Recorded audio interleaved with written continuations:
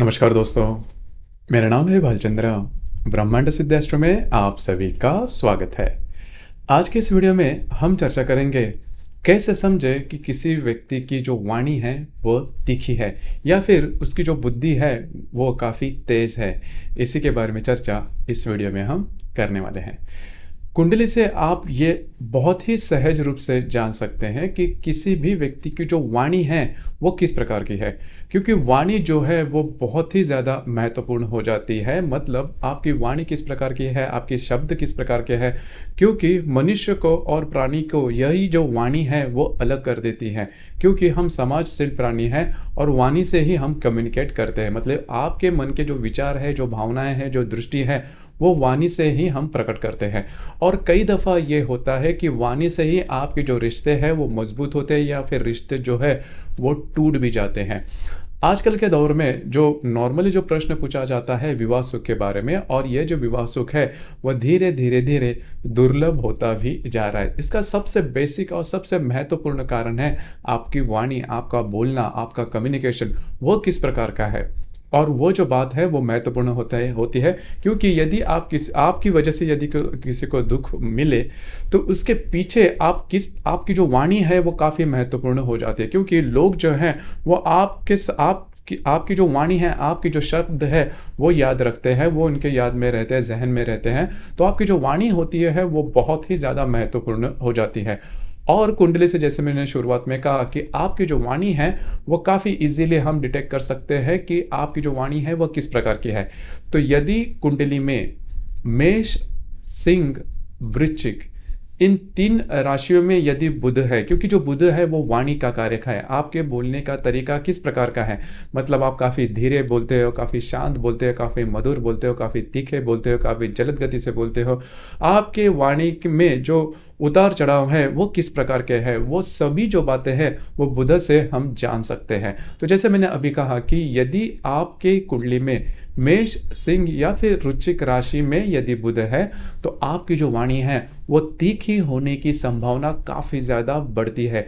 जैसे कि मेष राशि का अंक 1 है, सिंह का 5 है या फिर वृश्चिक का 8 है। तो 1, 5 और 8 इन सारा मतलब ये जो अंक है, ये अंक जिस भी स्थान में है उस स्थान में यदि बुध है तो आपकी जो वाणी है वो तीखी होने की संभावना बहुत ही ज़्यादा बनती है। खास करके यदि मेष राशि में है तो आप बहुत ही ज़्यादा सीधे सीधे बोलने वाले इंसान हो, आगे पीछे नहीं देखते। जो बात आपके हृदय में होती है वही आपके ओठों पे होती है, लेकिन उसका जो तरीका होता है वो थोड़ा सा तीखा होता है। इसकी वजह से आपकी जो म्यूचुअल रिलेशनशिप है वो बहुत ही ज़्यादा तौर पर इम्पैक्ट होते हैं। और आपकी जो टोटली इमेज है, मतलब आप मन से कितने अच्छे हो वो देखा नहीं जाता। आपकी वाणी किस प्रकार की, आपके शब्द किस प्रकार के हैं वो ज़्यादा देखा जाता है। तो यदि मेष राशि का बुध है तो इस प्रकार की जो बातें हो सकती है। यदि सिंह राशि का यदि बुध है तो आप में थोड़ा सा एरोगेशन है वो थोड़ा सा ज़्यादा होता है। एरोगेंस आप हो सकता है, एरोगेंट नेचर जिसे हम कहते हैं, एरोगेंस आप में ज़्यादा हो सकती है। दूसरी ज़्यादा मतलब थोड़ा सा कमांडिंग होता है, मतलब आप दूसरे पर थोड़ा कमांड करते हो, आपकी जो वाणी है वो थोड़ी सी कमांडिंग होती है। तो बुध भी यदि सिंह राशि का है तो इस प्रकार की जो बातें हैं वो हो सकती है। वृश्चिक राशि का यदि शुक्र है तो तीखी वाणी होती है।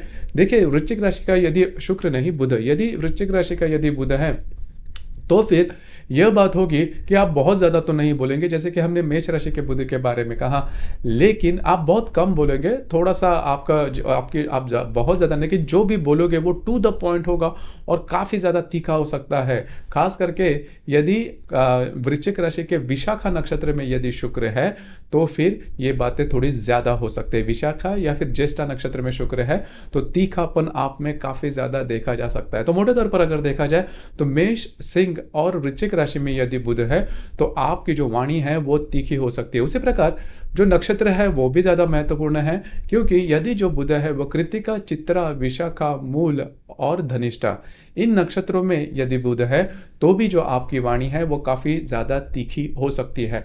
और वाणी के कारण आपकी जो रिलेशनशिप, अब ये जो रिलेशनशिप है प्यार में हो सकती है, विवाह के मामले में हो सकती है, घर के जो लोग हैं उनके साथ भी, मतलब आपका नेचर ही उस प्रकार का होता है। और यदि आपसे पूछा जाए तो आपका जो उत्तर होता है वो काफ़ी सहज होता है कि जो भी बात है मैं सीधे-सीधे रखता हूँ या फिर रखती हूँ, जिसकी वज़ह से सामने वाला उससे समझ जाए और मैं अपने मन में कोई बात छुपा के नहीं रखती या फिर रखता हूँ। मुझे डिप्लोमेसी पसंद नहीं है, जो भी बात है सामने-सामने होनी चाहिए, खुलकर होनी चाहिए।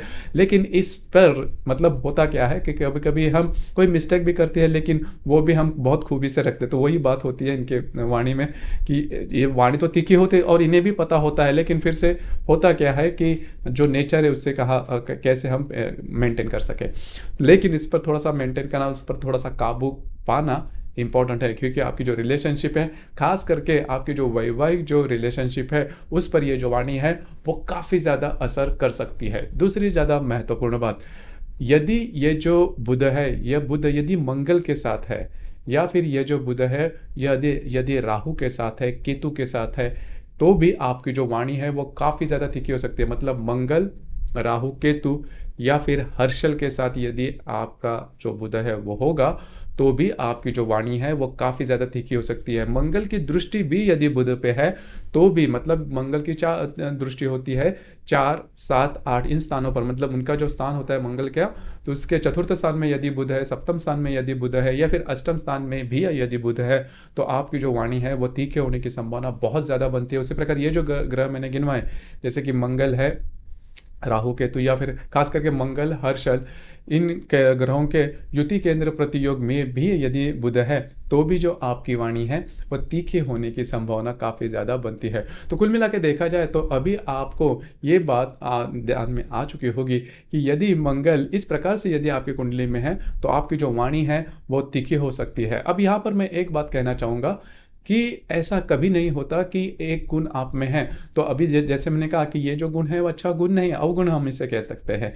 लेकिन इसके साथ अच्छा गुण भी आता है। यदि इस प्रकार की यदि बातें किसी भी कुंडली में है या फिर इस प्रकार के योग है या फिर इन राशि नक्षत्र में यदि बुध है, तो दूसरे इसमें अच्छी बात होती है कि इन व्यक्तियों की जो बुद्धि बौद्धिक स्तर होता है वो काफ़ी अच्छा होता है। बुद्धि भी उतनी ही तीखी होती है, काफ़ी ज़्यादा सटीक होते हैं और नॉर्मली ये जो व्यक्ति होते हैं वो टेक्निकल या फिर इंजीनियरिंग फील्ड से ज़्यादा रिलेट करने वाले होते हैं। और जैसे जैसे मैंने कहा छोटी-छोटी बातें ये जो व्यक्ति होते हैं, लोग होते हैं, काफ़ी अच्छी तरीके से याद में रखते हैं और इनकी जो डिसीज़न पावर होती है वो भी काफ़ी अच्छी देखी जाती है। मतलब ये नहीं सोच में लाना कि सिर्फ़ और सिर्फ़ वाणी तीखी है, लेकिन तीखी वाणी के चलते आपकी जो बुद्धि है वो भी काफ़ी सटीक हो जाती है। तो ये इसका एडवांटेज है। तो आप भी अपनी कुंडली या फिर आपके जो परिजन होंगे उनकी कुंडली में देखना कि इस प्रकार के योग या फिर इस प्रकार की जो राशि इसमें अगर यदि बुध है, तो मान के चलिए वो व्यक्ति कितना भी कहे कि मेरी तो वाणी अच्छी है, लेकिन जब भी परिस्थितियां ऐसे आती है तो उनकी जो वाणी होती है वो काफ़ी सटीक हो जाती है, काफ़ी एक्सट्रीम लेवल तक जा सकती है। आपके इसके संदर्भ में अनुभव क्या है, आपके विचार क्या है, नीचे कमेंट बॉक्स में ज़रूर कमेंट करना। और अपना जो चैनल है ब्रह्मांड सिद्धि एस्ट्रो, इसे भी लाइक, शेयर और सब्सक्राइब ज़रूर करना। धन्यवाद।